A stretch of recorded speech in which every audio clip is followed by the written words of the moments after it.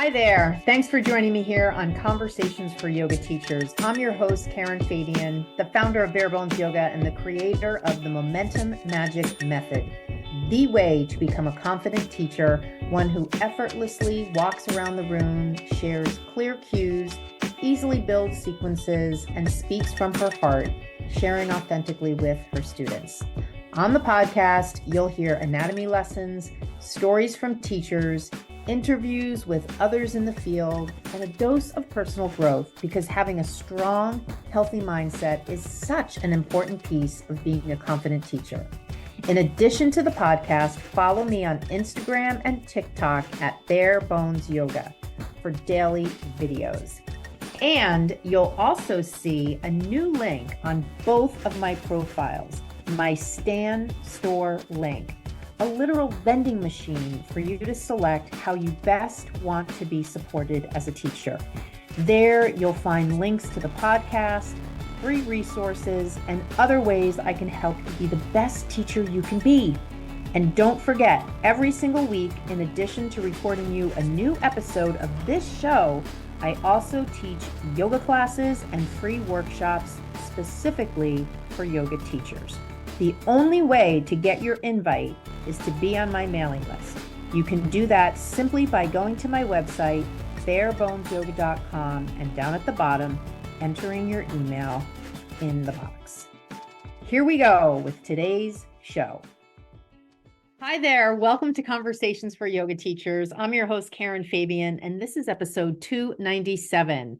I'm recording this on the 23rd of May, 2024, and we're going to hop over in a second to an interview that I did with a dear friend of mine, Elizabeth Huntsman, and we had this conversation last week on May 15th. This episode will go live on Monday, June 3rd, 2024. And like I said, it's episode 297. So we're inching closer to episode 300. As I've done over the past couple of shows, I want to give you a special gift that in this lead in up to episode 300, if you DM me the words episode 300, I am going to send you a special promotional gift. So just go to the Instagram, Bare Bones Yoga, and go to my DMs, send me the words episode 300, and I'm going to send you a promotional gift. So today's episode, I'm going to take a second here and just tell you one other quick thing before I go into introducing our guest. I want to let you know that I was actually recently interviewed on someone's podcast. And it was so interesting to be on the other side of the conversation instead of asking the questions, to have the questions asked of me. And I was reflecting back as I listened to it. Wow, if I was a brand new teacher, it would be really cool for me to listen to this episode and pull from it things that maybe I could experiment with in my classes and experiment with in my own experience as a yoga teacher to try to kind of get where I want to go a little bit faster. So that's one potential thing you can get out of listening to it. It's also just an opportunity to hear my story and hear a little bit of how I ended up teaching yoga full-time, leaving my corporate job, building my own brand. And if any of those things are things that you want to do, I can walk you right through it just in this episode here. So to listen to my interview on a podcast that I did recently, just go to the link in my bio and you'll see the link to the show is right there. So with that, I want to introduce our guest today. Elizabeth Huntsman and I go back many, many years. Elizabeth, and you'll hear this on the show, she has been teaching a bit longer than me, and she was leading one of the first teacher trainings I went to when I was studying under Baron Baptiste, and I eventually went on to work for him in his studios here in Boston. And Elizabeth is somebody that I hold so dear in my heart because she was really someone I looked up to when I was a new yoga teacher. And I talk about this in the episode. And so it's such a cool opportunity, such a cool moment to invite her on my podcast and to ask her questions.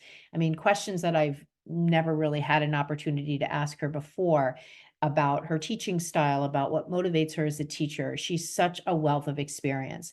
She talks a little bit about the studio she owns. Her studio is just outside of Boston. I live in Boston, so we're in the same state and we're pretty close to one another.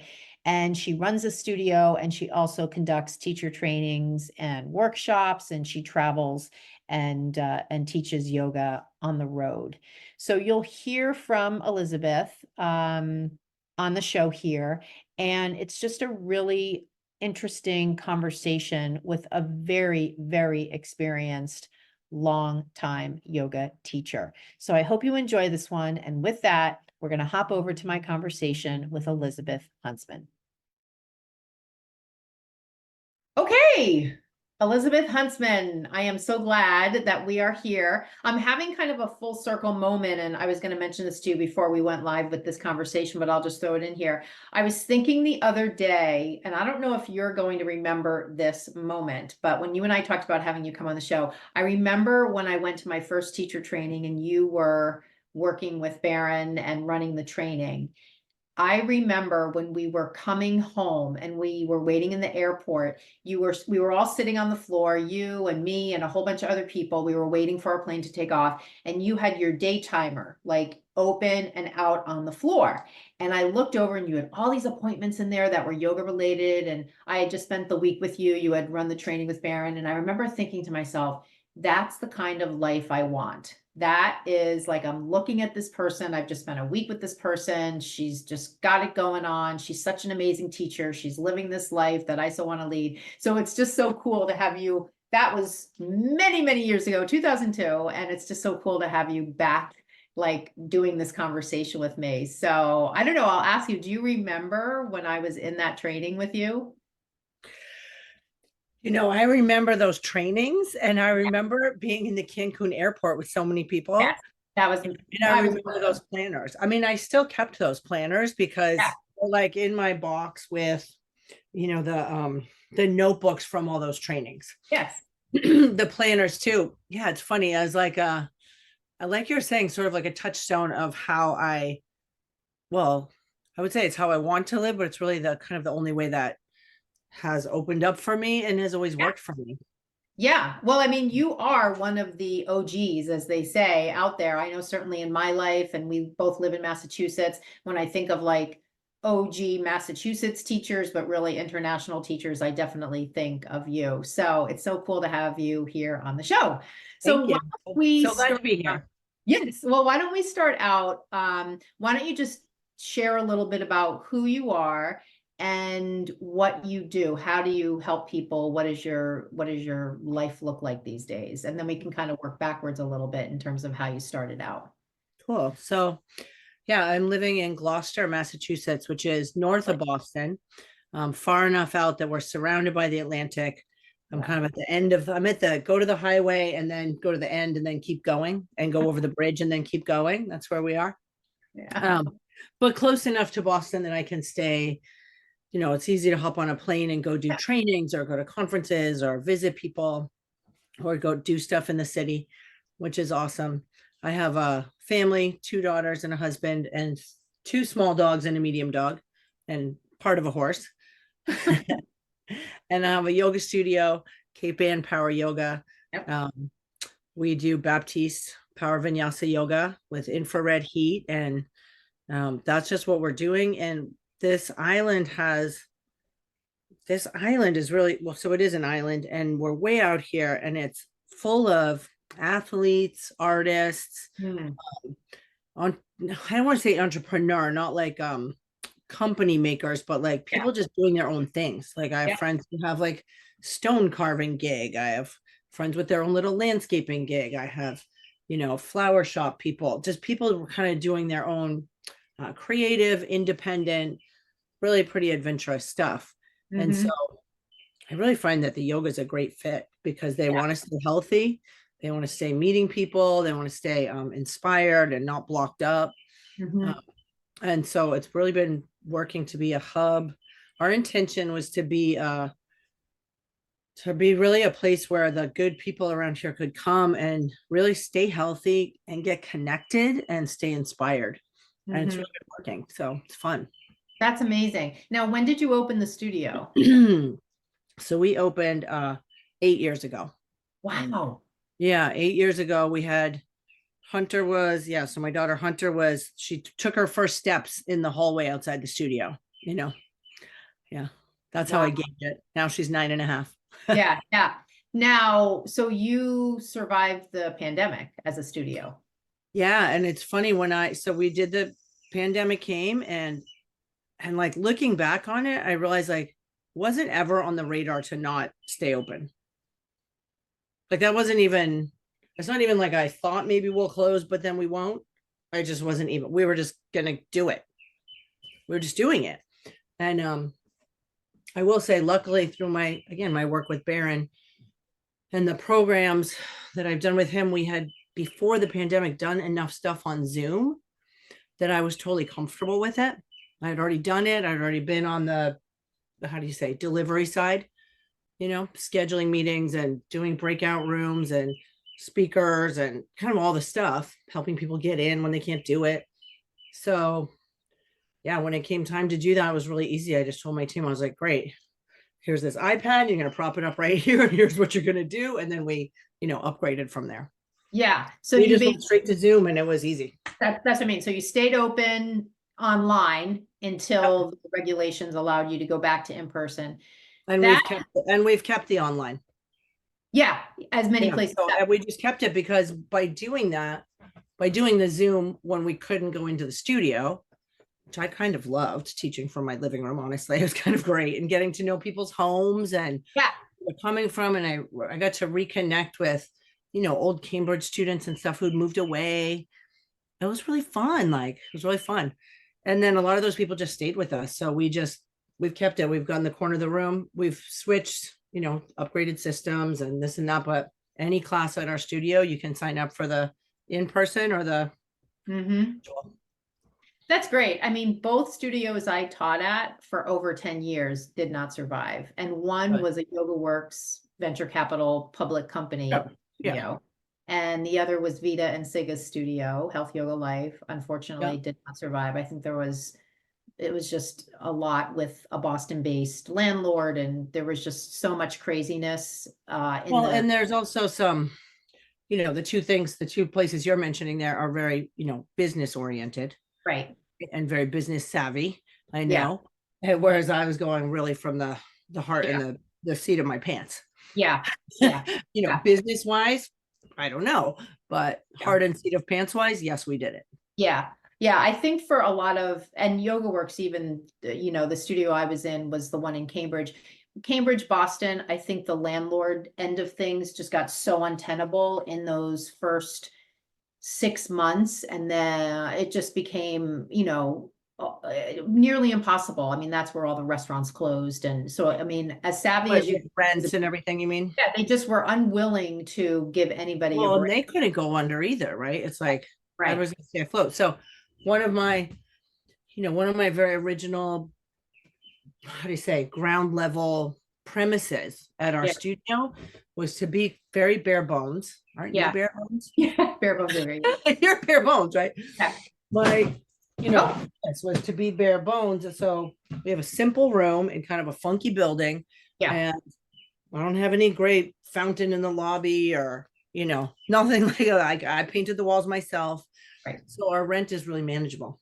Yeah. I mean, you are, with the setting like that, you are really one of the people that's out there, like a true community studio.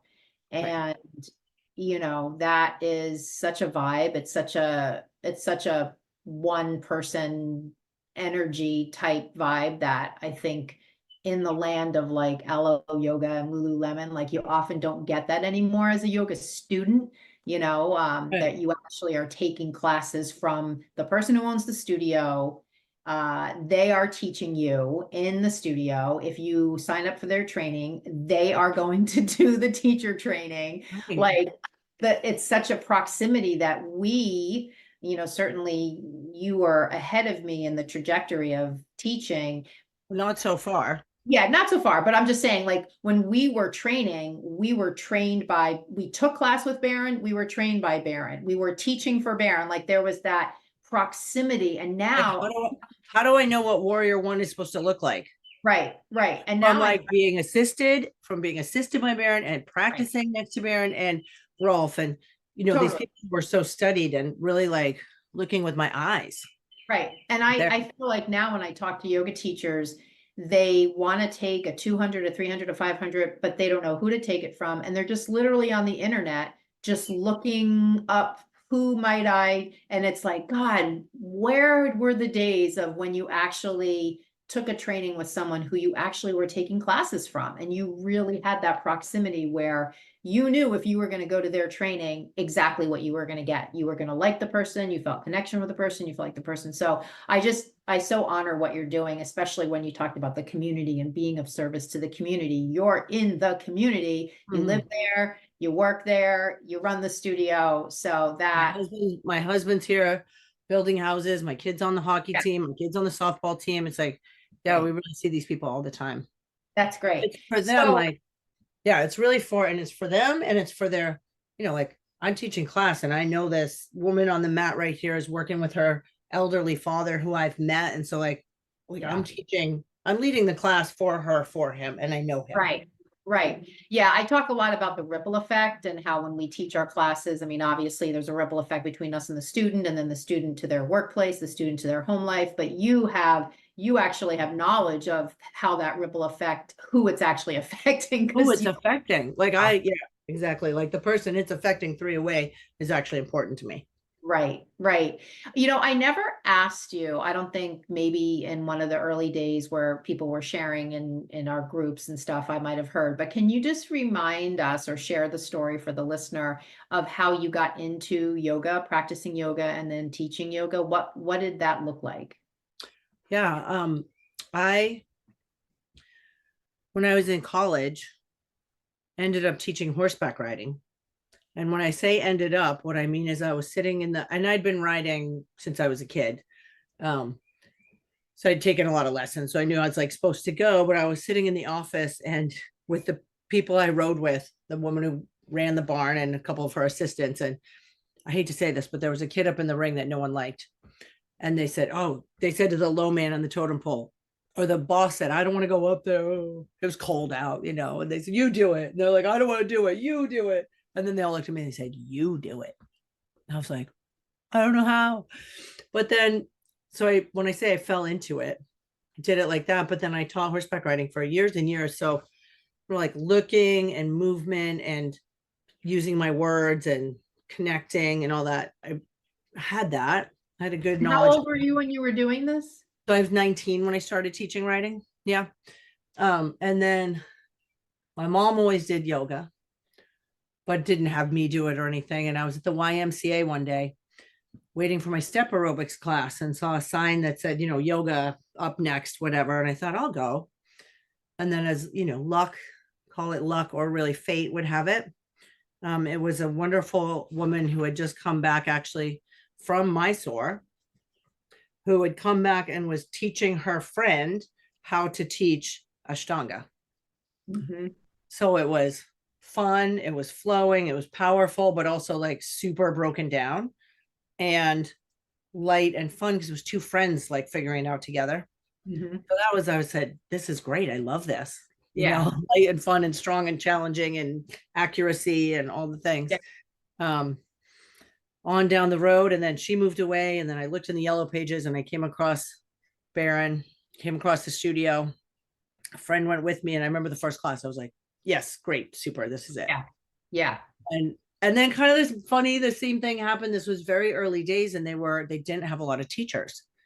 Mm-hmm. It was like there were 3. There's Baron, Rolf, and Tara moved. Right. And then they were like, oh my gosh, we need more people. So then early days, Gregor and Quayle and Toby and Natalie. Yeah. Oh, yes. Gil, there was a guy named Gil. They were doing like a training and invited me to join. Okay, so that was, and just for the listener who doesn't know, we're referring to Baron Baptiste. I'm just thinking if somebody's. Yeah, and I'm talking and in 2000 in Cambridge. Yeah. Yes. Yeah, I took my first class there in 1999. So I was I just, know. See, I wasn't. I was 2000. Yeah, you're good. yeah. Well, but I was taking, and I remember Yeah. I remember I went in and she was setting up the room, and I remember thinking, wow. And I don't know, somebody had mentioned, or maybe her kids were there, but somehow in my head, I knew she was a mom, and I was like, oh my goodness, this person's a mom, and they're teaching yoga, and the class was packed. And yeah, that was, I remember when I went in, I paid cash. That was before you had class cards, and $10 cash. yeah, there was like a line of people at the door. It was like a big event. Yeah, those are memories that I don't know that we'll ever go back to a time for the consumer or for the teacher of what it was like to teach yoga in those days. Well, and it was like there was a mission. Yeah, There was a real mission of service. Like yeah, why was it happening was to like save the world, like there's a real yeah, mission of service. yeah, And real look for like who would have the real presence to help deliver it. yeah, yeah. So that was when you began teaching there. And then, of course, when I met you, you were starting to travel with Baron Baptiste and you were starting to assist him in his events and that sort of thing. So when did you get to the point where you were doing that and then you decided to open your studio? And then how did your life shift at that point? Were you more home based and your life looked more like I'm teaching classes in my own studio? Like, and even right now, do you have kind of a blend of you have your studio and you teach there and you travel as well? Like, give us a sense of what that looks like. Yeah, just it was a kind of a natural progression of actually balancing teaching yoga and teaching horseback riding. Okay. I had kind of a similar, very good friend and mentor, big horseback riding friend who would ask me to come help her Yeah. do that for a couple of years, and then maybe come back and meanwhile, come back and maybe do a program with Baptiste or Yeah. sub a class or so there was never a hard line, I guess is what I'm Yeah. saying. There was never a hard change line, just a development. Yeah. I ended up back up here in Gloucester and teaching at a few different studios. And what happened when I was teaching at a few different studios, nice people, everyone, but here's what I really got tired of, Karen. I got tired of people coming in for the next class after my class. Yeah. Like, oh my goodness, it's so hot in here. And it wasn't even that hot because it was like 80. Yeah. And I just said, I just want my own, Yeah. Your own I space. want my own clubhouse. Yeah. I want my own clubhouse where we're just, this is what we're doing. And I don't have to Right. apologize for it or ask if I can or, Right. you Right. know, Yeah, I think that speaks to this theme of, like finding the people that you attract. Like we all can really lean into that and just appreciate like what we do and how we do it might not be the way for everybody, but it's the way that we like to do it. And people will be drawn to us who, like, I think of that too. I remember when I was at Prana, there was a woman that taught after me, very, very different style, or maybe she taught before me. Yeah, she taught before me. And every once in a while I would get triggered because I would go to teach my class and her class would be letting out and there were just hordes of people coming out. And I would go into my head because I had taken her class a couple times. And as much as I liked it, I thought, oh my God, this is so different from me. There's like nothing of me in the way this person is doing it. But it's so authentic to her that I was attracted to it just because I could see she was standing in her power. And I just kept reminding myself in those early days of having that transition, I'm not the teacher for everybody. And the more I lean into who I am, that's going to attract people. And that's sort of what you're saying, like the hot and how you do it is what you wanted to lean into with no apologies. well, yeah, with no apologies. And then to really invite the people that want to do it and they Totally. can come wholeheartedly. And Right. it's fun in our town. There's another studio that offers, not hot and more Yep. gentle and whatnot. And yeah, we work really well together. It's great. Yeah. Sometimes people call me and they're like, well, I have this, this, and this, and this is what I'm looking for. I'm like, great, that's who you're looking for. You're looking Yes. for other Yes. studio. Yeah. Yeah, it's funny you say that. I was watching one of the late night shows the other day, and like Seth Meyers had Jimmy Kimmel on, and like Jimmy Kimmel the other day was on Stephen Colbert's show. Like all of them are on literally at the same time. and they're all friends with one another, and they all pretty much do the same thing. And it's so interesting how they each find their own person, their own viewer, and they all are friends with one another. So I love that story that you just shared. Like you guys are, and Gloucester's not a big place, so you're in this. No, it's not that big, but you know, it's Yeah. got enough people that when we were opening, people said, "Oh my goodness, are you sure?" There's already two. Well, at the time, there were two yoga studios, and one girl has Yeah. since moved. Already two studios. I said, "Yeah, but there's like 14 restaurants, so I think we'll be okay." Yeah. Not everybody wants to eat a hamburger every night, so thank God there's 14 choices. Right. So Exactly. tell me a little bit about, I mean, I have a lot of familiarity with, I mean, I haven't taken a class from you in a long time, but I feel like I can probably go back to the day and we probably share similar principles just because our original teacher was the same. Um, Tell me a little bit about like what are some of the fundamentals for teaching yoga? Like you have trained dozens and dozens of teachers. What stands out to you? Because a lot of what I share on my show are like the fundamentals of teaching as a balance Right. You. Yeah. skill and the who you are factor. So there's kind of that duality, not in a binary way, but like it's not just about how good you are at X, Y, and Z. It's also about how you show up. So it's a little bit of that way of being stuff along with the skills. What are some of the things when Yeah. you're training teachers that you're emphasizing with them to try to help them really step into their most powerful way of teaching? I mean, for me, I think the biggest thing is to believe in and trust the people on the mat. Mm-hmm. What To that's interesting. believe in and trust the people on the mat that like I don't have to like baby them Yep. or over spoon feed them Yeah. or know everything in the world so I can teach it all to them. Right. Um, I always think that like if a person was, you know, stuck on a desert island and had the inclination, they could figure this all out themselves. It's like they don't need me, actually. I Yeah. just have it works for me too. I like studying this stuff and I'm very used to explaining, you know, like using my Yeah. words to guide people. Mhm. Um, and I'm brave enough to get out there and talk. Mhm. But it's not me. You know, it's like not about me at all.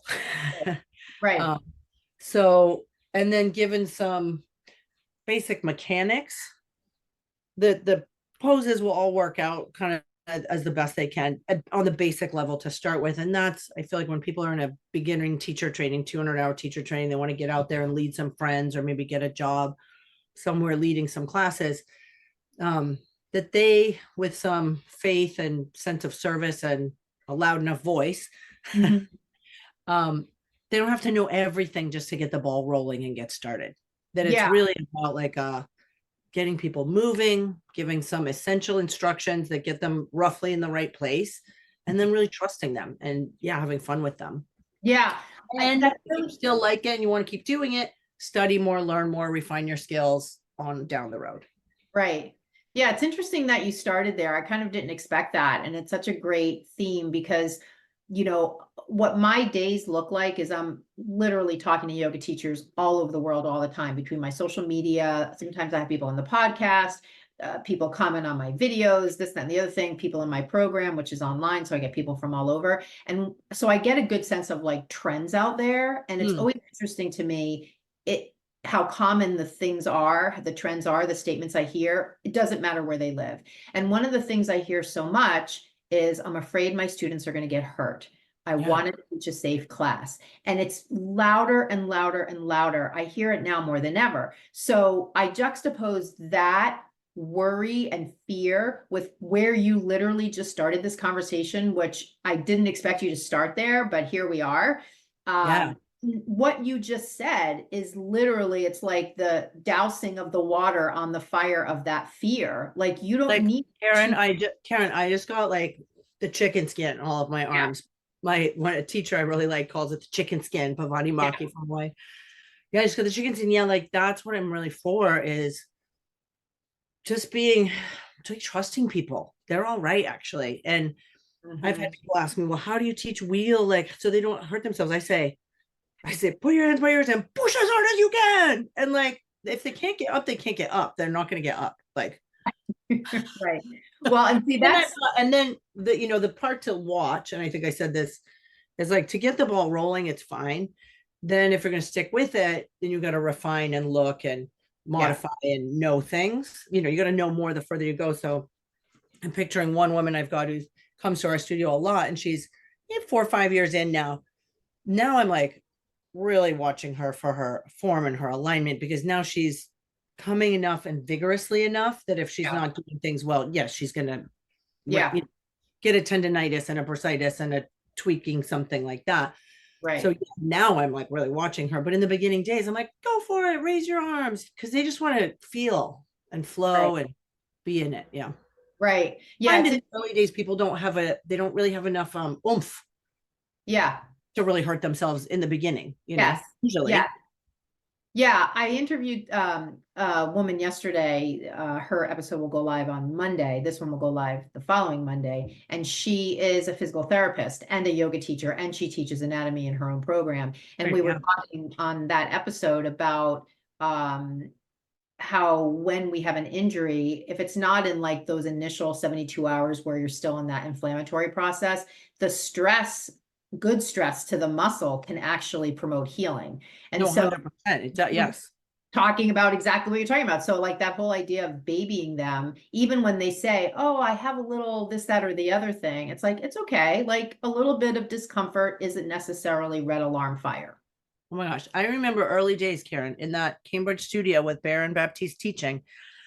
And I remember how often he would say, this practice is so safe. This practice is so safe. It's totally safe. Like you can Yeah. stretch. And you would also tell us, like, as you're untangling, Yeah. as you're connecting and strengthening and untangling, stuff's gonna feel weird. Yeah, totally. And something that was locked solid frozen is now gonna hurt because it was numb before. Right. Then it will clear out, and then something, and it will, as I think he said this, that Mr. Iyengar said, as long as it's moving around, Yeah. Yeah. it's moving out and you're fine. Yeah. Yeah. It's Yeah. when it stays in one place, then you got to look and ask questions and Yeah.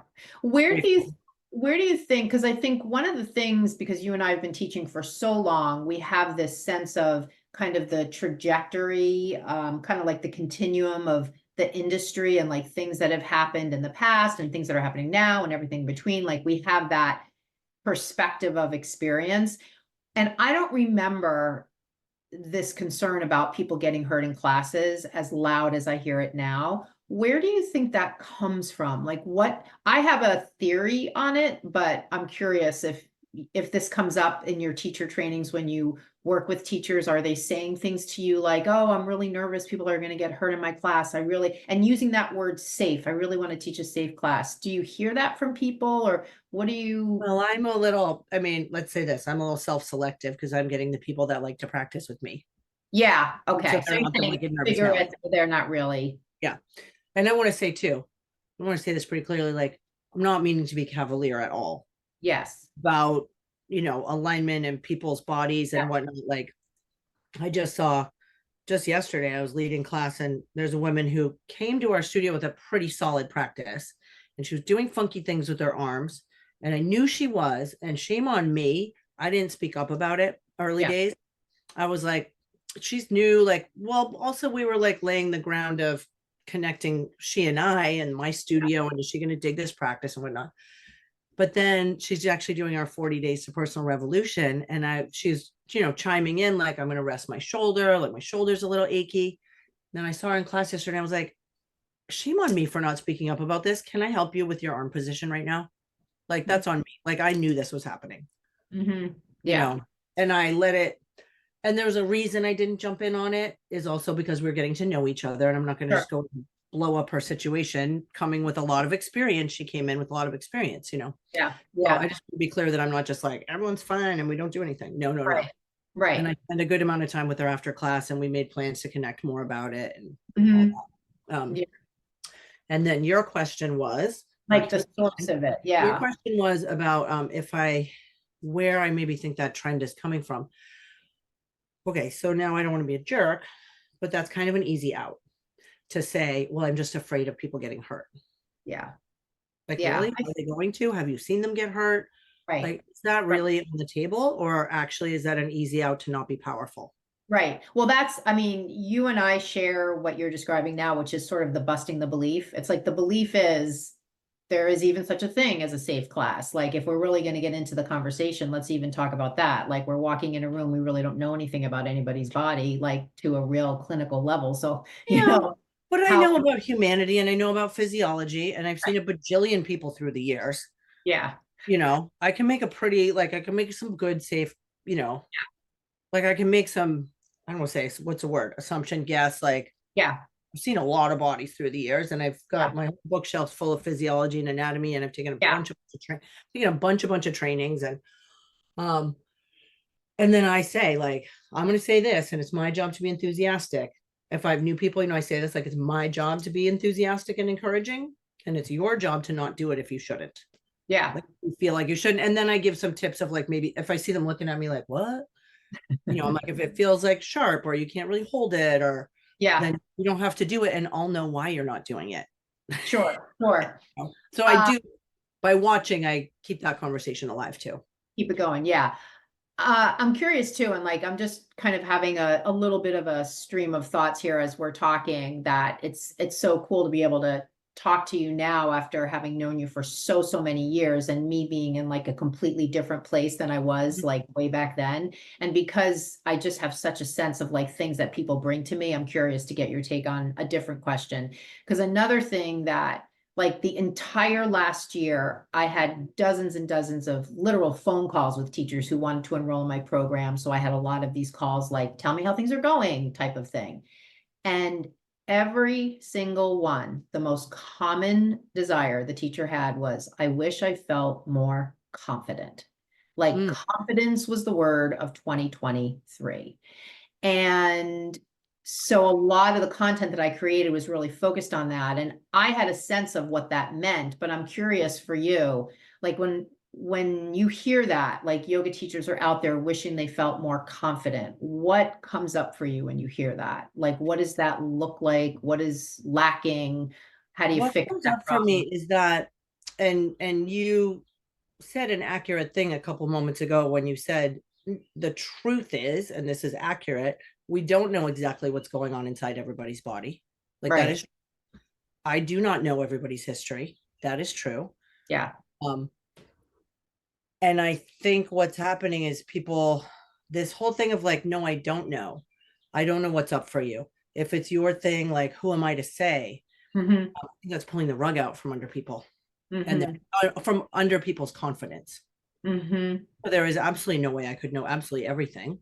Right. But what Oh, I, I see what you're saying. So because they have this awareness that there's this big, vast world of unknowns, it just right, flips to, I can't possibly be confident.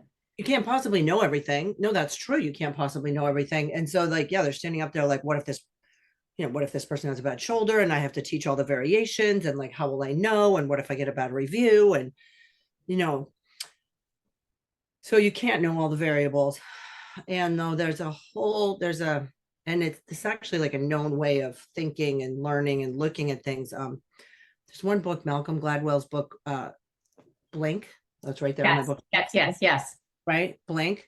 And I think he's got another one that's in the same vein, but Yeah, it's about like, well, if I look at that oak tree out there, I know I don't know the exact shape of every leaf, but I can pretty close to be pretty good on almost all of them. right, And I might get an outlier leaf that's a totally right, different leaf, but like, I can't run screaming from that tree, because like there might be one leaf that's weird, if right. that makes sense. And it's Yeah, true, there might be one leaf that's weird. yep, So to be able to look at this room full of people who have signed up for a yoga class, so they're yeah, fairly outgoing and adventurous to begin with, you right, need to like work with that. And they walked up the stairs to get to my studio, so they're pretty ambulatory. And they had to sign up online, so that tells me something about them. Kind of all these things like that gets us, okay, so we're starting from here. right, right, right, right. Well, let me just hop in here for a sec, because I totally hear what you're saying, and I can feel it in my bones and feel Yeah. it in my heart and soul. And what I hear as like an overarching theme to what you're saying is, and you started out by saying this in the beginning, this part of the conversation is people have agency over who they are and what they're doing with their bodies. Like they are, if we look at it literally, they are there of their own free will, right? But a They lot of signed up. teachers, right, but a lot of teachers I talk to, you know, everything we're talking about, the fear of people getting hurt, the person that says to me before class, oh, by the way, I have a torn labrum in my hip. And then the teacher says to herself, oh my God, I have to totally disband the sequence I was going to teach because this one right. And like the fear and how am I going to, and so there's this sort of energetic cord that I hear a lot about that gets developed between the teacher and not just that student who has quote unquote an issue, but all the students. So I don't know how we ended up there. Like, how did we end up there? So it's well, that's I mean, I think if you looked through history and through cultures, this, you know, and you took out that theme of like, Yeah. you know, I'm responsible for everybody. Yes. Yes. Is also I'm responsible for everybody is a way of being pre-liked. Yes. You know, if you're responsible for everybody, then you're definitely liked because you're responsible for everybody. Right. And also, though, if you can't possibly know everything, you're also weirdly off the hook. Right. Right. Right. Actually, having huge responsibility, but also not agency is a terrible place to be. And that's probably why people are so stressed out, like you're saying. Yeah. Yeah. You know, and what was I took a training and talk about taking trainings with teachers that you know you like. Yeah. I took it was actually just 3 classes that I took with David Swenson recently in Yeah. Cambridge. Yeah. I've never, but I know of him, of course. Yeah. A gem, a real gem, and so super educated. And you know, we were talking about us being, you know, the OG of like sort of our level, you know, but he's like the OG of like the next Oh yeah. level, Yeah. you know? So great. And he said he I was mean, he's talking got to be 60. yeah, for sure. Yeah. Yeah. For sure. And light and bright and funny and Oh so yeah. good. I remember him being Such a good very teacher. mean. And such a good teacher. I really study, you know, I said I've got this bookshelf of anatomy and physiology, and I've got, you know, another whole shelf of like coaching, teaching stuff. And he's just such an excellent teacher. But he was speaking about exactly this. And what was the thing? It was about assisting. Mhm. You know, and the question about assisting, and you know, some places have the clip you put on your mat and this, you know, or ask before class and all this kind of stuff. And he said, I really think that's just taking too much power away from the students Mm-hmm. and giving so much, like the teacher has so much power. Mm-hmm. He said, what if, he goes, how about this? Can we make this deal? He goes, if I walk over to assist you and you don't want to be assisted, can you just please say no, thank you? Right. Like in the moment. Right. It's like, yeah, exactly. Like, Yeah. but it's not, you were talking about this cord of dependency and Yes. you know, the Energetic. teacher having all this responsibility and authority. It's like, really, I'm just watching the clock and remembering the sequence and sharing what I know. Right. And like, you don't, Yeah. Yeah. you don't want to just say in the moment, no, thank you. But I'll tell you in advance that I will listen to that.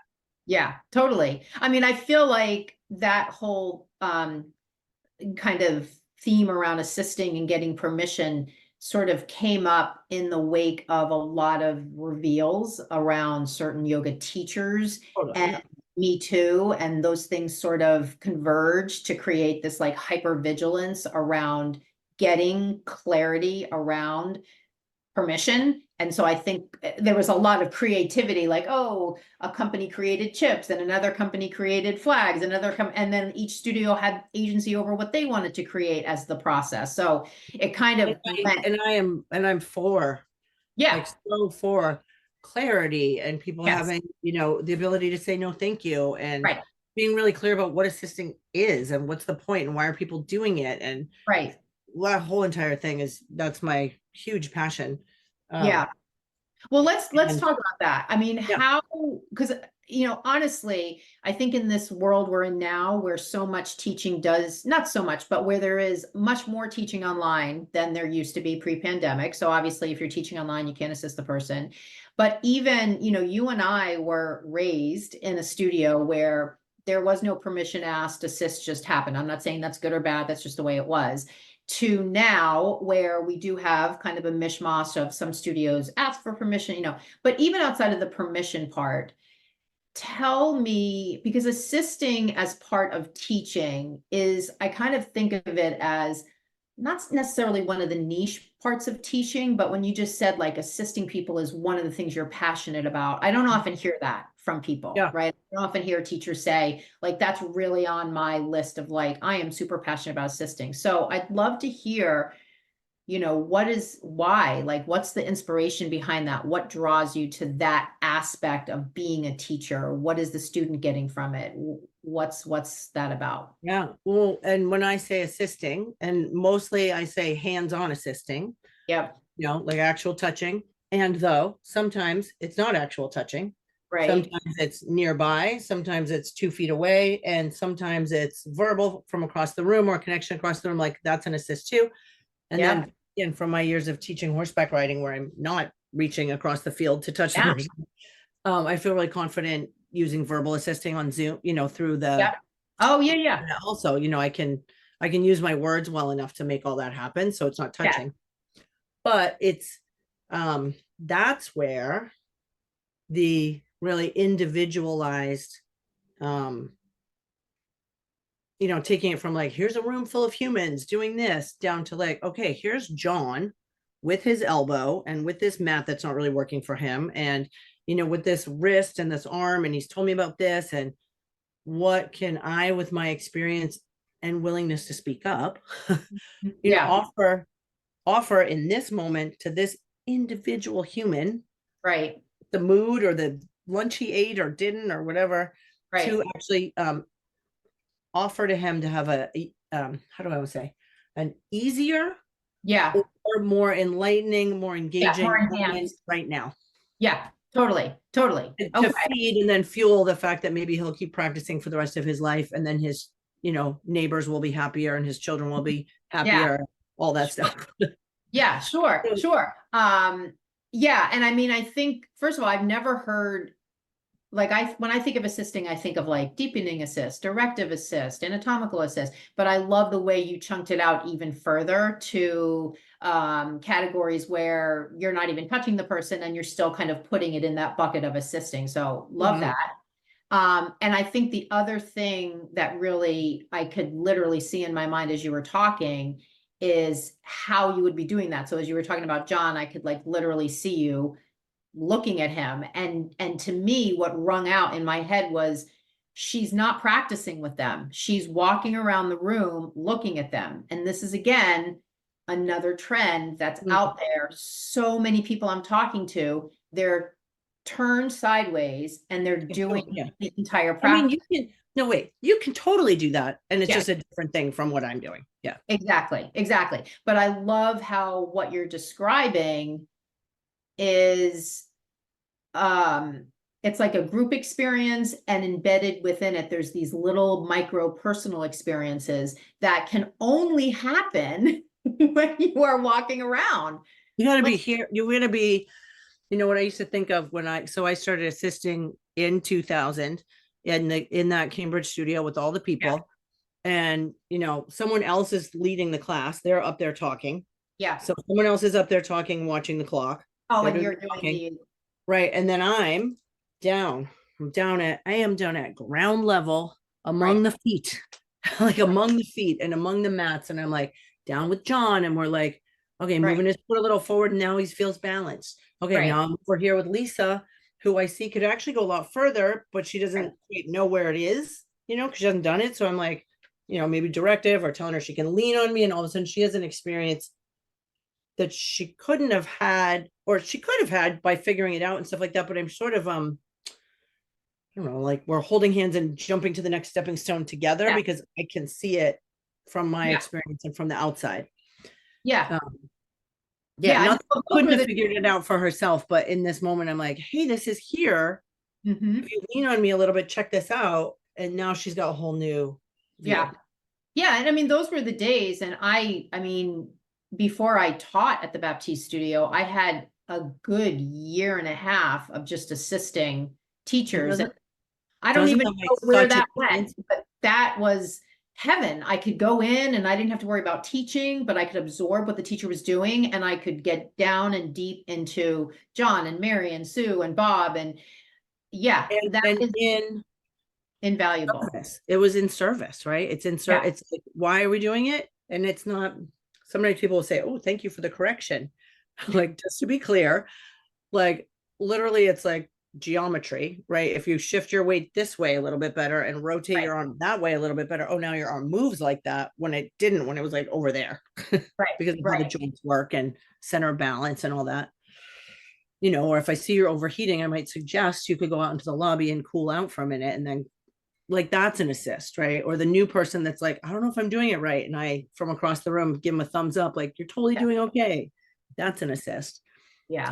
It's fostering the ease and the, I wouldn't say productivity, but the Yeah. effectiveness and the enjoyment of the whole practice Yeah. on Totally. that Yeah. individual level, where that's where the individualization comes in, and where I Mhm. can hear about people. I assist at our local YMCA whenever I can. Like, so it's every other weekend, basically, unless I'm traveling. You asked if I traveled earlier, and yes, retreats and other studios and stuff. And I assisted these gentle classes at the YMCA. And oh, it was so incredibly rewarding, because who's taking gentle yoga at the YMCA? Older A lot of people. these people aren't getting this, they're coming back to athleticism, or they haven't been touched in years at all. So to have someone lay a hand on their shoulder means so much. It's like, it's so rewarding. And I'll say at the beginning of class, teacher will have me say what I'm doing.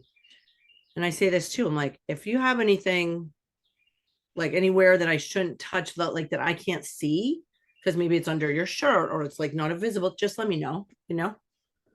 So it's a Yeah. conversation. It's for each person as they are. Yeah.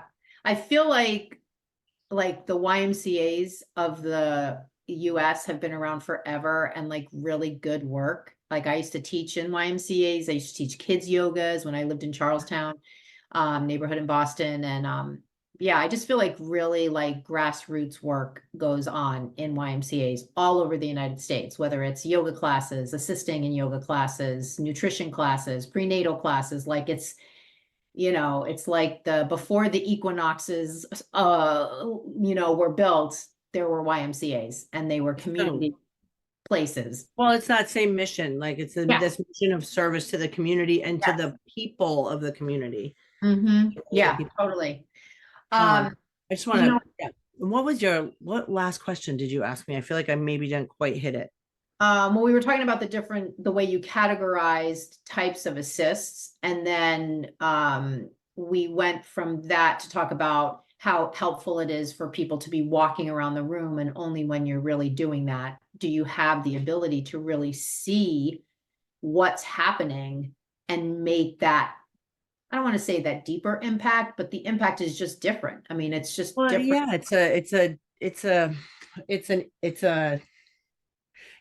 here's what I want to say.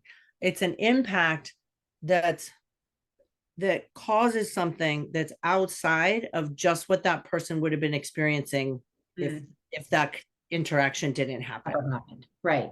That, like, so they're there and they've got all their stuff and they're trying to listen and they're trying to do the thing and they have their internal tapes that they're running and this and that. And then with the individualized moment, whether it's the whoever's doing it, that individual, it asks them to pay attention outside of just their own bubble. Like, oh, look at their foot and see where it goes. Or one of the things I really like about assisting too, and I've talked to some people about this, is that it offers that this coming to the yoga mat is not just this like private only solitary experience. That it's actually it offers for it to be involving with the outside room, involving other people, for us to have communication, for me to be tactful enough about offering my input. Yeah. For me to be tactful enough about offering my input that causes it to be that this other person is able and willing to hear what I'm saying, even if it's a thumbs up from across the room, or let's maybe try moving your arm. So it takes a lot of like tact and practice on our part. And it offers something for the student on the mat that maybe like, they could learn from other people. They don't have to go it alone too, is another thing. Right. Like, Yeah, yeah, it does sort of expand the frame of reference of yoga being a solitary experience to not only now am I in a group class, like you said earlier, they signed up online, they got in their car, they drove, they intentionally decided to be around people where now they could have just taken it online. And now they have not just being in a room with other people, they have the experience of you seeing them and coming over to them. So I now mean, there's that's like a lot. Like it's a lot. like a And that's whole, why I think sometimes it's really easy for people to say, if you get them at the wrong moment, people will be like, no, I don't want that. right, No, I don't want that. I don't want anybody messing with me. right. Especially, and sometimes I find it a lot with people who have sort of that long time experience of practicing. And those are, to be honest, the people I'm like most tactful with, that I try to be most tactful. They come in with a lot of experience. I just want to say, like, I'm not trying to blow up your scene. Like, I respect everything you're doing. And I too have studied, and like, maybe let's see if there's something, Yeah.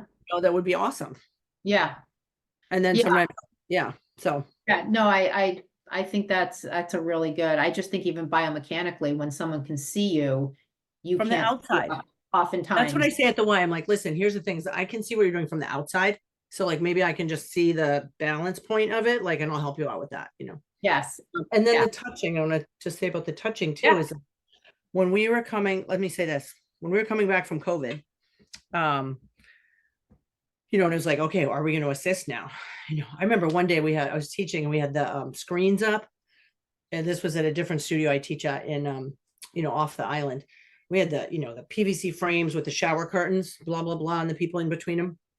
And there was a guy, and I was speaking and speaking, and I was like, okay, he was trying to do something. And I'm like, all right, if you can just lean this way. Okay. And then if you push with the other hand and, pull on your leg. And I was like, oh, if I could just reach through the screen. And he Yeah. goes, please do. Yeah. I said, really? And I moved the screen. I went and I assisted him. He was like, awesome. Thank you so much. And it took 1 second too, was the thing. But I was like, oh, people want this. It just reminded me, it brought my heart back. I was like, because I was pretty broke. I didn't realize I was pretty brokenhearted about this whole thing. Oh, yeah. And so then what I would do, okay, so now I'm going to teach regular class and screens are down or whatever. So I have everybody come in, do the beginning of class. Everybody's getting landed, do some moves. Maybe I know there's a couple of people that do want assists, and I'll give them some really simple assists in the view of the other people. Yeah. It kind of lays a foundation of like, I'm not talking anything crazy. Right. And then after 7 minutes or so, I'd put everybody in a child's pose. So head down. And I'd say, okay, given that assisting is like what I love, and I've been doing it for years and years and years, and this is why I'm doing it. If anyone doesn't want it, please Yeah. raise your hand. Yeah. Yeah. Got it. Never did one person decline. Yeah. It's Yeah. like amazing Yeah. to see that. And that really, again, opened my eyes of like, holy smokes, Yeah. I mean, I think in a yoga studio, when we get back to that sort of self-selection process, like you're getting people who are probably a little more Well, willing. I mean, this was a studio that had at the front desk the clips, Oh, yeah. like they Yeah. even had that going on, and I just was a rebel and didn't do it. Well, Yeah. because I find if someone's coming in off the street off their zany day, Yeah. and the first question they're asked is like, do you want to Yeah. be messed with while you're practicing? No. It's a big no, right? Yeah. Yeah. But after a couple down dogs and maybe a couple stretches, you'll be like, yeah, Oh yeah, good. what's the harm in And it? I have people too, like, and this is when I teach teacher trainings, again, it's like what I start with is being present and really looking at the people in front of you. You got to be so awake to what's happening with the humans around you and trust that they're okay, right? But like really looking to see if someone's jumpy, nervousy, or you just don't even know them yet.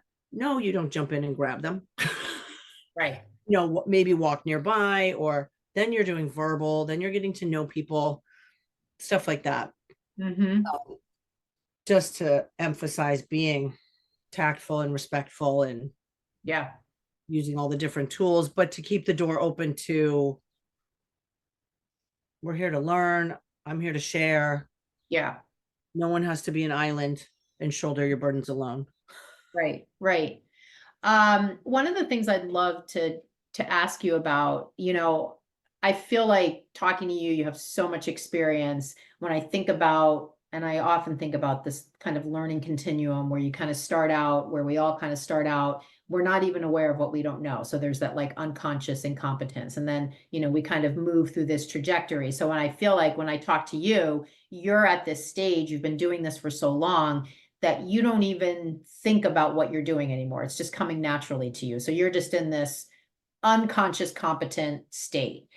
But for people listening who aren't there, who are still kind of thinking, like they're going in to teach their classes, they're thinking about all this kind of stuff. Let's talk a little bit about cueing, because this is another thing that comes up. Cueing, sharing cues. Yeah. This is another thing that comes up a lot in the conversations that I have with people. How do I share cues? How do I drop the script? How do I stop just saying the same thing over and over again? So if I were to ask you, and this is going to like require you kind of go back in your brain to like the mechanics of things. Oh. If I were to ask you, where do your cues come from? Like when you're standing there and you're teaching and words are coming out of your mouth, where is that coming from? Like, can you break down the Like I said, I've got a whole interest in this category of learning and, Yeah. And to say too, we talk about the unconscious incompetence, conscious incompetence, conscious competence, unconscious competence, and I'm always looking. Yeah. And you're always looking and refining and looking and looking, like listening to myself. Right. So I'm trying to stay conscious about the competence. Yeah, because there's so much that you don't have to devote your brain power to because it lives in that unconscious place. So I have this other space. So exactly. So you have the cues coming from is where the cues coming from? QUE, just to reiterate, not the other one. A lot of simplicity. So I really I'm always aiming for simplicity. Simplicity, simple words, fewer words, because one of the things I always learned is we're trying not to be up in their heads. Up in their heads, no matter what they end up doing with their limbs, if they're up in their heads, they're going to walk out more up in their heads than how they walked in, which isn't really what they came for.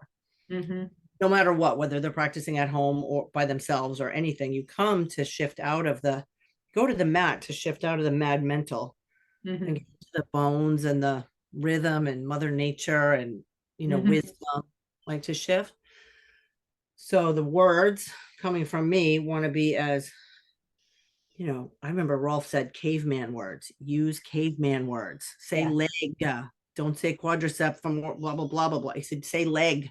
Yeah. Right. So you keep people down in the earth and the bones and then, so simplicity, really the most simplistic, what are the fewest, most simple words I could get to get them from, I don't know, down dog to crescent lunge. Step your right foot to the front of the mat. Right. On the sky. Right. Yeah. That's not often what happens. There's a lot of stuff. And that's a little bit the lack of probably trusting that it could work. Trusting that could work. And I totally catch myself over explaining things. I'm like, oh, my tongue is scars from the biting. Catch myself over explaining or saying the same thing again, or and then also to the really truly looking. Yeah. If I say step your right foot to the front of the mat, or I thought I said that, but half the people stepped their left foot. And I looked, I'm like, wait a minute, something I said didn't work right. So keeping it as clean as we can and really looking to see if it's actually happening. And also too, are people paying attention? Are they with me? Not with me? That's interesting. Right. So all of what you just described, first you described a technique that's grounded in simplicity. And then you described what you're doing, which is looking at them to see, is this working? I'm saying words, is this actually working for them? Which again speaks to getting off your mat, not practicing as much with them and actually looking at them. Yeah. So the other thing, don't be afraid to challenge them too. I was leading a class the other day and there's a fair number of newer people and they were going so slow. And I laughed and I made a little joke about it. I'm like, I know yoga's got this thing, we should move slowly and enjoy it. But I said, but kind of not this kind. We're more like riding a bicycle. You got to kind of get going. And so I paused them for a minute, and joked a little. And then I did a couple with them because recently I've, to your point, but I'll kind of on the other side. I've recently learned like, oh God, all my words, I can't entirely convey the feel I really wish for them. Sometimes if I do it with them, it's actually really helpful because I actually recall Baron practicing with us sometimes and maybe like, oh, totally. like that. Totally. But I mean, I think what you're describing is you're making the choice. You're intentionally doing it. And what I hear from so many teachers is there isn't that intention. There's basically the automation. There's the abdication. There's just this is the way it has to be done. Otherwise, similar to the safe yoga class conversation we had, I have to practice with them. Otherwise, they won't know what to do. Otherwise, they'll get confused. Otherwise, people are visual. It's like all the reasons why I have to do it. So that's different from me saying, I have control over where I'm putting my body in the room. Right, like right now, I'm going to do these moves so they get what I'm saying about sort of the velocity of it that I want to have happen. Right. And having said everything we're saying, I'm not saying it's right, wrong, good, bad. I always say, do what you want. Just know you have options. Know you have options and know that the more options you use, the more colors you have on your palette. Like, yeah, totally. And though the only colors you need, I'm looking at this painting I have right here. She could have done this entire painting with some red, blue, and yellow and mix them. Right. So you and I were raised in a studio world where we basically taught the same thing over and over. I grew up in blah, blah, blah. Yeah, I grew up in. We taught the same thing over and over and over again. I mean, I must have taught that journey into power sequence for 10 years, right? And another theme that I hear about a lot is, well, I need to change my sequence or my students will get bored. I need to change my sequence class to class because when I take so-and-so's class at the studio I teach at, she's always doing cool things. So I need to do that. I'm worried if I don't change my sequence all the time, people that come to my classes won't like them. So there's all this sort of external stuff that is driving, right, this need to change. And then in reality, what happens is the frequency with which teachers are changing their sequence, the thing I hear over and over again is my mind goes blank. I get really nervous. I'm not sure what's next. You're so worried about what pose is supposed to come next. Right. Now, so what's your thought on, this? I don't want to say it's a trend. Who am I to say what's a trend? I'm one person in the world, but I do talk to a lot of teachers and I can't believe how many common themes come up. Like I can almost say when I get on the phone with them, I can tell you what you're going to say your problems are, but I don't want to say that until you tell me. And then I'm going to tell you if I've heard this over and over again. So interesting. Huh? And to me, it's a reflection of the 200-hour training process. There's something out of sorts with that that's generating these common like challenge areas for teachers, but that's another conversation. So back to this thing I wanted to ask you. Too, but not. Yeah. So this thing that I wanted to ask you, especially because you and I were sort of familiar with teaching a similar sequence all the time, what would you say to a teacher who says to you, God, I'm having this experience when I'm out there teaching, I'm forgetting things, I feel nervous. And then if you said to them, well, how often are you changing your sequence? Well, every week I change it because that's what I need to do. Like, what are your thoughts on that? Well, I remember early days hearing a fabulously cutting and accurate and it has never left me phrase about that. The poses aren't boring. You're boring. Yeah. Yeah. Sometimes I say yoga's been around for so long and we're still doing it. Like you don't need to make it interesting. It's interesting on its own. Who am I to say I'm going to do something to make it interesting? The poses aren't boring. You're boring. Yeah, exactly. And trust people that they can find as much entertainment as possible. It's like they have so much going on in their own heads and their bodies. It's like, again, trust them. Yeah. Trust them that even if one of my favorite classes to lead, and I try to do it when I can, and it's hard, is to say as little as possible. like inhale up, exhale back, right foot, inhale up. Yeah. Like, I mean, and I do it with people who know where we're going, so I'm calling the timing, and sometimes I'm doing it with them too, to just give that vibe and space. People love it.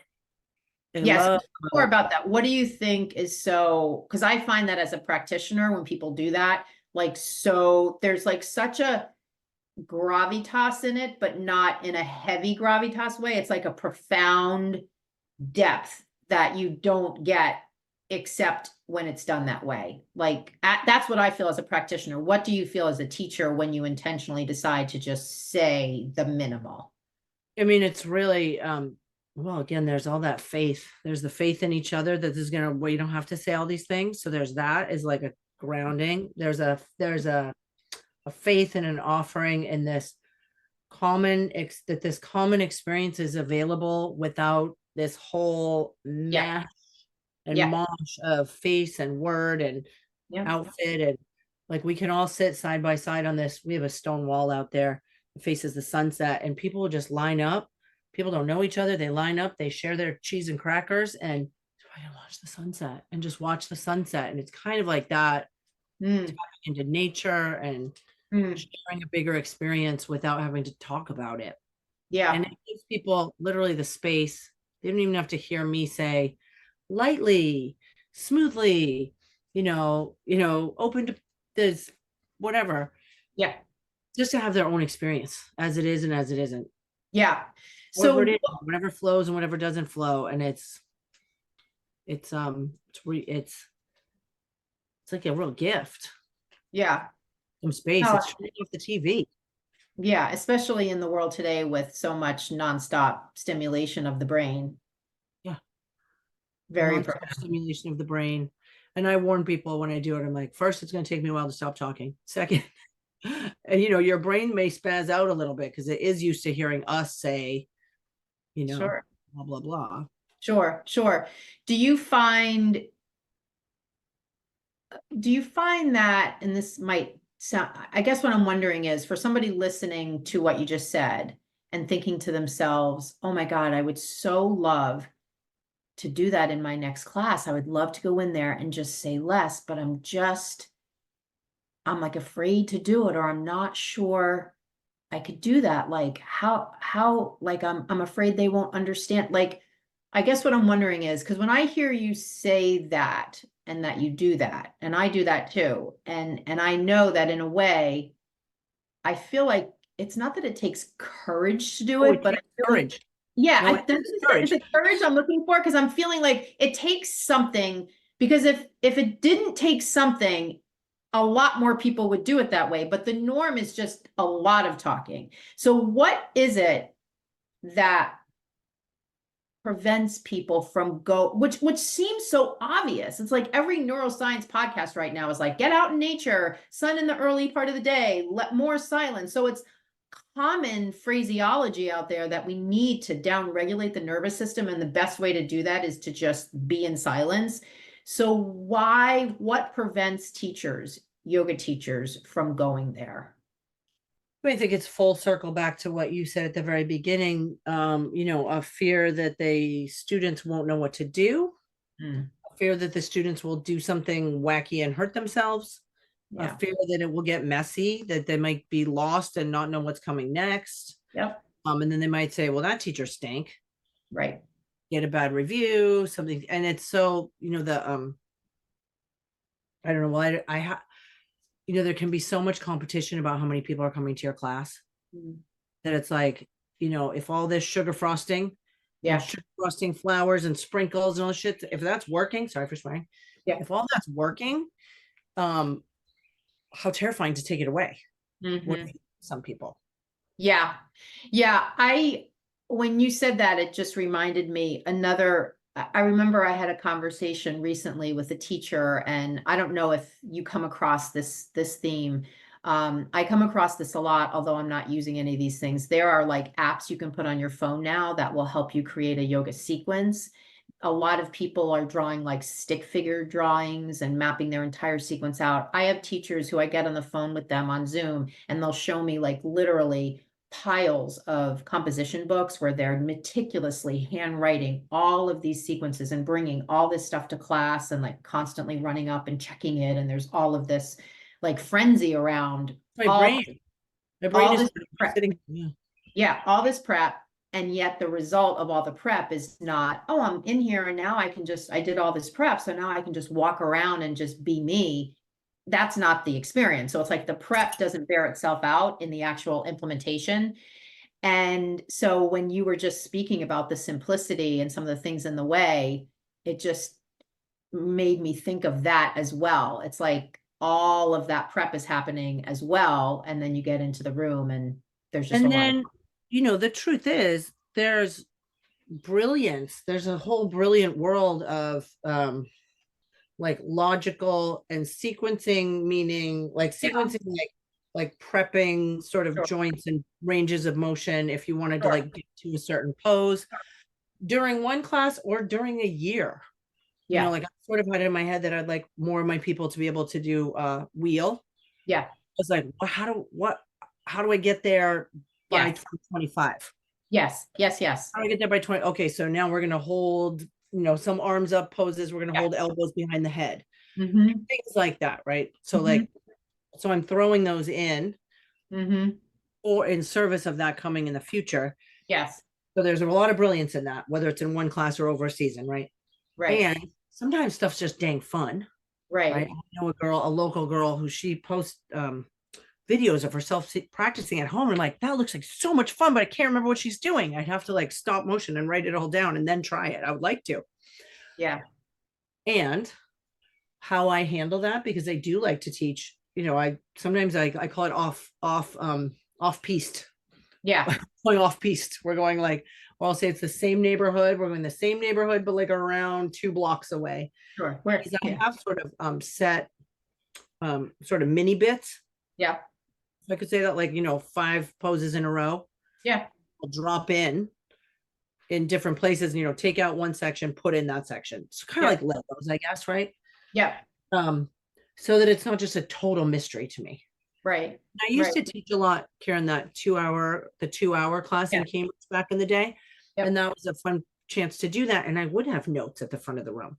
Yeah. But like I would remember, and I learned this in horseback riding. I would remember, say 5 or 6 poses of it. Like it was like a chunk. Mm-hmm. Do that chunk, and then we're gonna do that chunk on the other side. And then you're gonna be in down dog. And I'm gonna go, just double check my little piece of paper. Yeah. Okay, that's the next section. But it was the section. Yes. And you could come to my class now and you'd be like, I remember we used to do this section.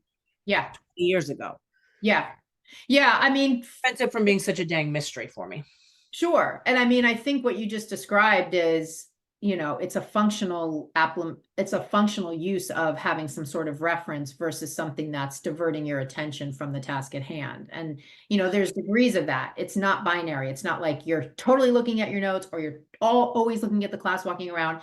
It's like, again, you're the teacher, you're making a decision about, hey, are these notes hurting me and getting in the way of me being present, or are they just a helpful reference to have? I recently tell new teachers all the time, put your sequence up on the whatever windowsill or whatever, but have it in a way, stick figures, photograph, have it in a way that you're not having to like pick up a piece of paper and try to read sentences. Right, exactly. Look down and be like, right, that chunk is next. And you have to have it like that. Mm-hmm. Then you get up, deliver, down dog, check. Yeah.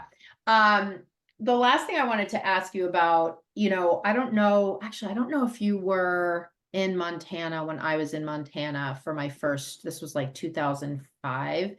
I remember Check my stack of notebooks and see. But yeah, I remember one of the practice teaching sessions we did, somebody, obviously not sharing names and just being really general and what the person shared. Somebody did their demo teaching and they were really doing a lot of teaching from the back of the room. And when we were giving some feedback at the end and we were asking like, hey, it's kind of curious, like you were in the back of the room a lot. And this person recounted this way of being they grew up with, that they grew up thinking they were a really shy person and a really introverted person. And when we were pressing a little bit, this memory came out, this person shared about an experience they had when they were younger, where they dressed themselves for school and they excitedly ran downstairs and said, Mom, look what I'm wearing to school. And the mother was like horrified and said, you can't wear that to school. You need to go upstairs and change into something more appropriate. And ever since then, this person developed this persona that I can't show myself. And fast forward to there we were in Montana in 2003, and she was teaching from the back of the room. And so the reason I bring up that story is, in my program, it's one-to-one. So I get into a lot of conversations with teachers, and it's fascinating to me how many teachers are having challenges in their teaching now. And they can literally, with just very little probing from me, they can literally recount it to that time I was with my dad and I messed up my homework and he yelled at me. The time I had to switch high schools and it was such a traumatic experience that now when I walk into a yoga studio, I'm brought back to that moment of going into that school as the new kid. Like this dynamic, which I never really appreciated until, the past couple of years of people that have come through my training, of that almost trauma response, almost triggered by the literal walking in the room and needing to be there with eyes on me can trigger. How funny though that these people are drawn to teaching. Like, well, it's not this is the thing. like you don't have to teach yoga in front Right. of people. I think the thing is, I remember I was listening to a manifestation coach on TikTok the other day, and he was saying something about be careful what you wish for, because sometimes when you get it, you don't actually realize what, like that job that you really want. Who knows, when you actually get it, you may hate your coworkers. Obviously, it's different example, but the idea I think applies in this instance where I think a lot of times teachers don't realize what is going to be activated in them by teaching. Like for instance, in the beginning of this conversation, I had this vision of you as a yoga teacher by simply looking at you sitting on the floor in the airport. I had just had this experience. My perception of you as a teacher was whatever it was from me observing you and desiring to have your life, not really knowing what your life was like. Like maybe you're sitting there going, oh my God, I'm schlepping around for yet another weekend. I don't have to see my husband, blah, blah, blah.